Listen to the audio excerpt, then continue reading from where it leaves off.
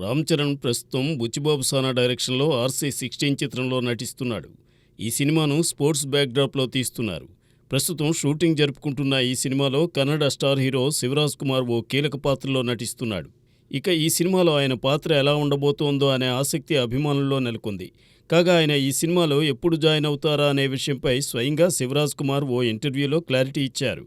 ఈ movie shooting కోసం శివరాజ్ కుమార్ మార్చి 5న హైదరాబాద్ వస్తున్నట్లు తెలిపారు. ఇక్కడ కొన్ని రోజుల పాటు రామ్ చరణ్ మూవీ షూటింగ్లో పాల్గొనబోతున్నట్లు ఆయన తెలిపారు. ఈ సినిమాలో రామ్ చరణ్తో పాటు శివన్న స్క్రీన్ షేర్ చేసుకునే సీన్స్ చాలా పవర్ఫుల్గా ఉంటాయని టాక్.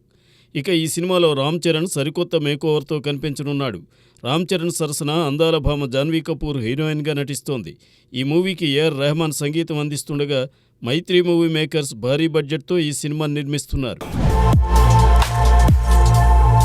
టాలీవుడ్ నటుడు వైసీపీ పార్టీ నేత పోసాని కృష్ణమురళిని ఏపీ పోలీసులు బుధవారం సాయంత్రం అరెస్ట్ చేశారు. గచ్చిబౌలిలోని పోసాని నివాసంలో పోలీసులు ఆయన్ను అదుపులోకి తీసుకున్నారు. AP CM Chandrababu Naidu, deputy CM Pawan కళ్యాణ్లపై పోసాని అనుచిత వ్యాఖ్యలు చేశారంటూ ఆయనపై ఫిర్యాదు నమోదైంది. ఏపీలోని ఓబులవారిపల్లి పిఎస్లో పోసానిపై ఫిర్యాదు నమోదు కావడంతో ఆయనపై సెక్షన్ 196, 353/2, 111 రెడ్ విత్ 3/5 కింద కేసు నమోదు చేశారు. పోసాని కులాల పేరుతో దూషించడం, ప్రజల్లో వర్గ విభేదాలు సృష్టించారని కేసు నమోదైంది. ఇక పోసానిని రాజంపేట అడిషనల్ మేజిస్ట్రేట్ ఎదుట హాజరుపరిచేందుకు పోలీసులు సిద్ధమవుతున్నారు. ప్రస్తుతం పోసాని అరెస్టు వార్త టాలీవుడ్లో సంచలనం అవుతోంది. మిస్టర్ శెట్టి, మిసెస్ పోలిశెట్టి సినిమా తర్వాత లాంగ్ గ్యాప్ తీసుకుని అనగనగా ఒక రాజు అనే సినిమా చేస్తున్నాడు నవీన్ పోలిశెట్టి. అప్పుడెప్పుడో స్టార్ట్ అయిన ఈ సినిమా షూటింగ్ ఇంకా సాగుతూనే ఉంది. అనగనగా ఒక రాజు సినిమా ఫస్ట్ గ్లింప్స్ ప్రోమో అదిరిపోయిందనే చెప్పాలి. కాగా ఇటీవల ఈ సినిమా నుండి ఎటువంటి అప్డేట్ ఇవ్వలేదు మేకర్స్. అయితే ఈ సినిమా షూటింగ్ సైలెంట్గా చేస్తున్నారు మేకర్స్. ప్రస్తుతం ఈ సినిమా షూటింగ్ ఏపీలోని పాలకొల్లులో జరుగుతోంది. నవీన్ పోలిశెట్టి, మీనాక్షి చౌదరితో పాటు మిగతా నటీనటులపై సీన్స్ తీస్తున్నారు. అలాగే రాజమండ్రి పరిసర ప్రాంతాల్లో దాదాపు 15 రోజుల పాటు షూటింగ్ చేయనుంది యూనిట్. ఆ తర్వాత హైదరాబాద్లో సెకండ్ షెడ్యూల్ను స్టార్ట్ చేయనున్నారు. మిక్కీ జే మేయర్ సంగీతం అందిస్తున్న ఈ సినిమా షూటింగ్ త్వరలో ఫినిష్ చేసి వచ్చే ఏడాది సంక్రాంతి కానుకగా రిలీజ్ చేయనున్నారు. అక్కినేని నాగచైతన్య, సాయి పల్లవి జంటగా నటించిన మూవీ తండేల్.